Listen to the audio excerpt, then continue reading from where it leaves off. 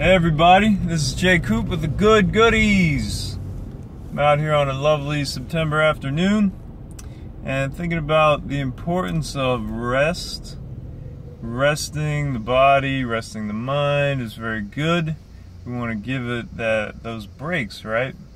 So in terms of digestion and food, there's a concept called intermittent fasting. Some of you may have heard about.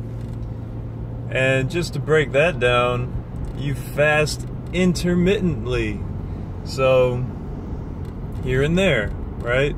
Basically using the time that you're asleep and not eating anyway, and then some time before you're going to bed, and maybe even some time after you wake up. So you can kind of like extend that period of not eating, that fast, to maybe about 12 hours or so, maybe more.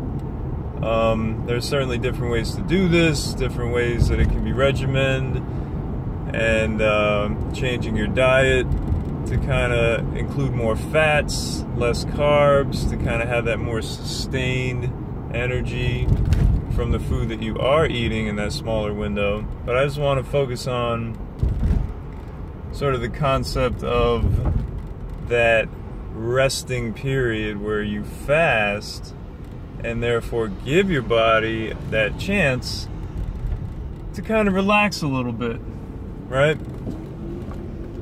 Give your body a break.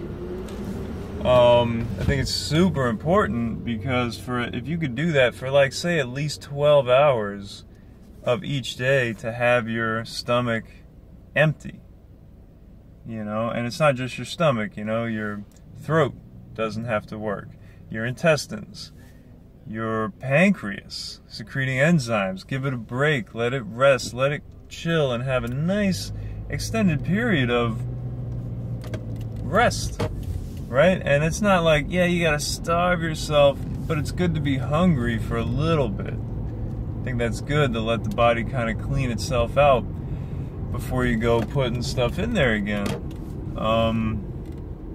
So that way you can like have some time off. And I'm finding great results with at least 12 hours off from the digestive process. So it's really not, you know, you say, oh, half of the day I don't eat.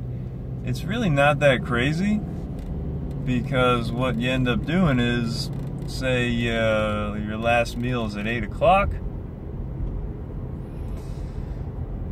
you know, stay up, go to bed at like 10, say you get up at 6, all right, and it's like, just don't eat breakfast as soon as you wake up. Wait until 8 o'clock. And then that's 12 hours, you know? And you gotta figure, you know, after you eat at 8, you know, 8's kind of a late dinner anyway. You finish eating at 8, you still digest, you know, for a couple hours there. So maybe you finish eating at 7, so you digest 8, 9, go to bed without a full stomach, which is a healthy thing to do for its own reasons, and then, you know, you don't eat breakfast until you wake up at 6, you don't eat until 8, or maybe 9, or 10. Now we're talking like 14 hours without eating, and 10 hours with eating, because there's 24 in a day. And it seems like quite a discrepancy, but it's really not that hard to do. So to spend that little bit of time before you just go ahead and start the whole thing up again, let it chill, let it kind of work out the rest of what might be going on, and just give it a chance to relax. And you might find you have more energy during that time. Your body is, you know, running a little more cleanly. And then when you do eat, you know, you can do whatever you want, but maybe if you have that feeling of clean energy, you'll be more inclined to be like, all right, now that I'm going to eat, I'm going to be a little more selective about what I do eat.